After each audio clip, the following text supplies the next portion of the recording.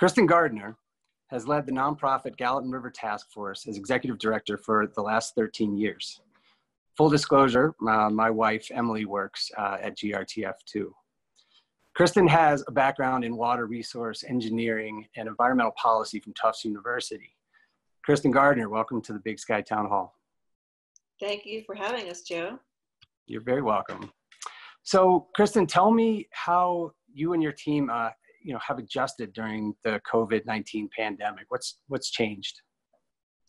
Well, it's been a whirlwind and hard to believe in a sense that it's been 4.5 months. I think right off the bat, we were hosting our annual fly fishing, our F3T fly fishing film tour, and we had to cancel that. And then we just started into planning, and it was the beginning of the resort tax application process and our budgeting process. And so, a lot of time looking at different scenarios and whatnot. We applied for a PPP loan and we were accepted for one.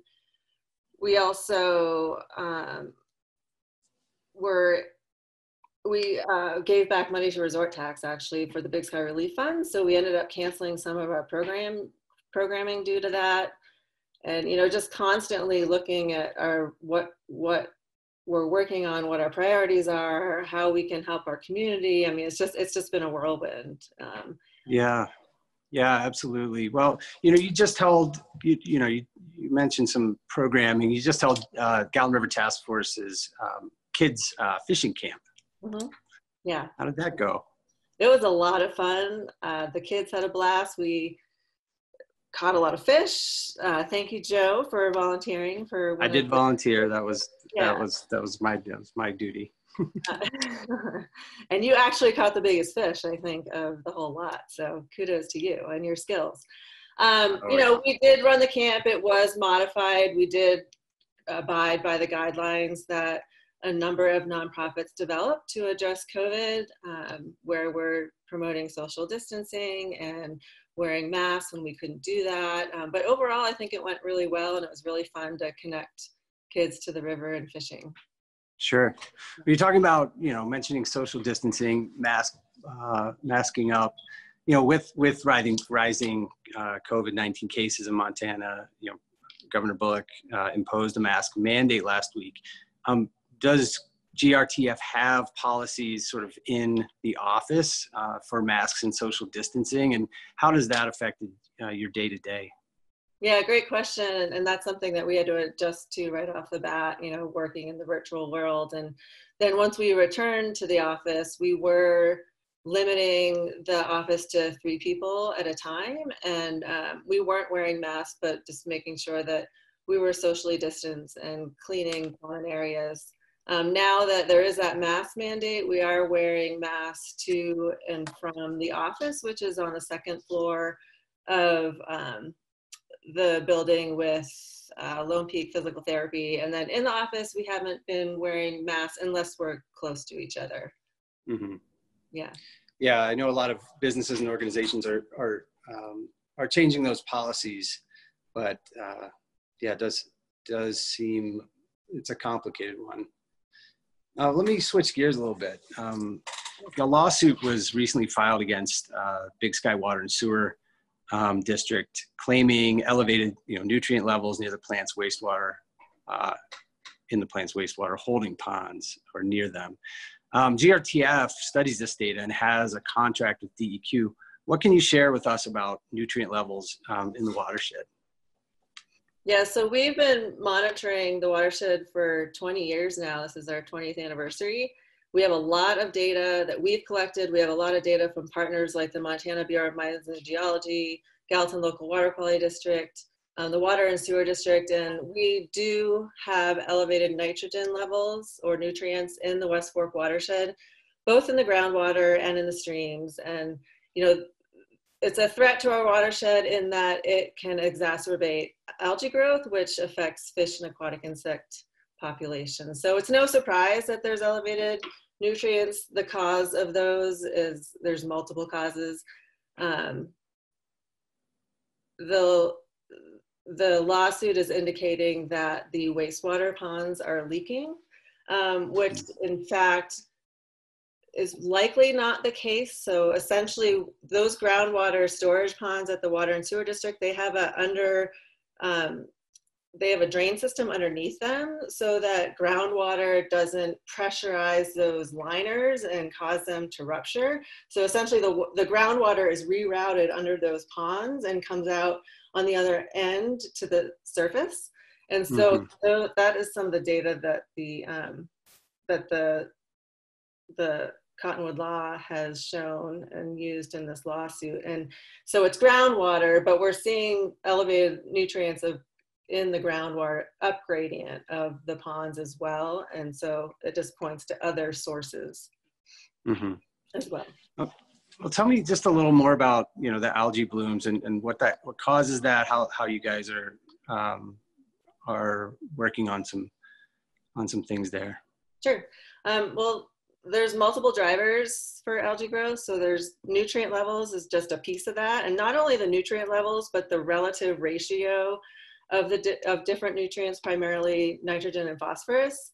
In addition, sunlight, water temperature, water velocity, all of those can impact algae growth. So it's really, it's complex, to say the least.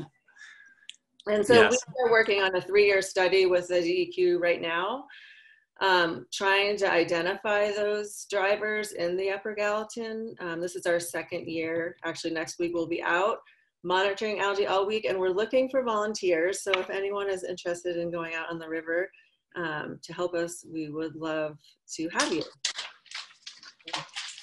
Nice. Yeah. Nice. No, that'll be good for people to help out with. We've seen how Big Sky's development and traffic, have not slowed, especially over the last month. How is this impacting the watershed? The biggest threats to our watershed are related to people. The traffic, it does not, I don't think, affects necessarily the watershed, but the people do, in that they create wastewater, they're, fertilizing their lawns or drinking water. So all of those are threats to our watershed and create more work for us in the long run. Yeah, and thus creates more projects and more money that you need as a nonprofit. You get a portion of your budget from Big Sky Resort Tax. How was this year different from previous years for GRTF? We went into Resort Tax knowing that there was limited funding this year, so we really tightened our belts and went in with significantly less of a request than we had in the years past. And we still got cut significantly from our request. And so we're looking to make up for that in other ways, but it's so hard to know what the environment is going to be for other revenue streams. And, we had to postpone our fundraising banquet, which is usually at the end of June, and it'll be virtual on the week of August 7th. And there will be an opportunity for people to bid online and all that information. We'll be doing a huge marketing push for that. But long story short, we did get cut. We're worried about how that's going to affect our organization, how it's going to affect the ongoing threats that are actually growing. I think it seems like with the increase of people to our town, and the development has not slowed down. And those are really the biggest threats to our rivers and streams and our drinking water as well. Well, speaking about revenue sources, has the pandemic or have these times affected the grant writing process, and has that changed at all? Great question. I don't think it's affected we've been writing a lot more grants to make up for that difference that in our budget. And we've received, some significant ones, which has been great. So far, I haven't noticed a difference, but it's still too early to tell. But we're really going to be focusing on writing more grants, which takes a lot more time, quite frankly, and a lot more management as well. But, you know, we need to survive, and we definitely want to make sure that the Gallatin is here for our future generations. And so we'll do what we can to make it work. Sure, sure. Well, you do have your annual fundraising banquet coming up. It's still a go, but it'll have a new look. Talk about that a little bit. Yeah, so usually our banquet is at the Gallatin River House Grill, and so this year it is virtual. We are extending the time frame, so people will have a whole week to participate in the online auction. We'll start that marketing push. We've already actually started a small chunk out of the Facebook event. We've created our poster. We'll be getting that across town, as well as other of our media outlets. So yeah, it'll be online. It'll be through the same software that we used last year for our banquet. So we're lucky in that it's not going to be the first time that we're using that. But we won't have that interpersonal connection with our donors, which is, you know, it's hard not to have that connection, to be able to tell people the stories. And, you know, I anticipate, and we anticipate, that we will not, you know, we will have less income from our banquet this year, but hoping for enough to get by. Sure. Yeah.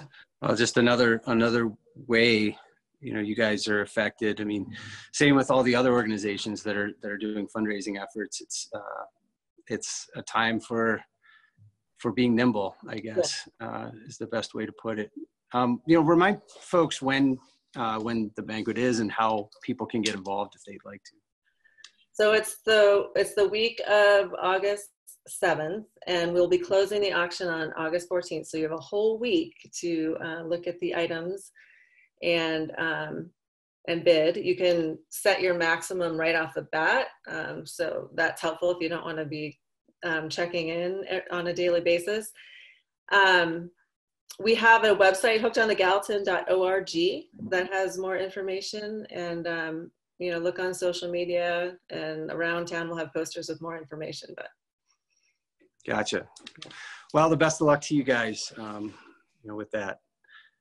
Just a couple more for you. Your husband Jeremy's a good friend and works at the school. How do you handle that guy? Great question, Joe. Yeah, you know, people always have asked me why we never had a second child, and I always laugh and say I do have a second child. That's a pretty good answer. So it keeps me laughing. Oh yeah, he's great. Well, we're gonna just end, you know, with you know, a final question we'd like to ask each of our panelists tonight. You know, is the growth of Big Sky, you know, is it helpful or is it detrimental to your efforts? It creates more work for us, that's for sure, but also, I guess, more opportunity for more people to get engaged in our work, because I think, you know, anyone that spends time on the river gets that connection and that love and that passion to make sure that it stays the way it is. So I guess it's challenging, but it's also an opportunity. Yeah. Well, Kristin, thank you so much for joining us today. Brandon, do we have any questions from the audience? Thank you, Joe. We do not have any audience questions currently, but Kristin, I'm curious. Yes. I'm not sure how much you've been working from home, but I want to know, first off, what is the greatest pro from working remotely and you know, Zoom and all the different platforms that we can utilize, and then also the greatest con? The greatest pro, I'd say, is that I can have a lot of really focused time without a lot of interruption if I want. That's totally in my control, I feel, or more in my control when I'm at home. The greatest con is just connecting with people in person. It's really difficult, I think, to get your points across. And I miss my team. I have a great team, fairly new, and I really miss interacting with them all in person. on a more frequent basis. Absolutely. Perfect. Well, thank you for that, Kristin. I appreciate your time. Thank you.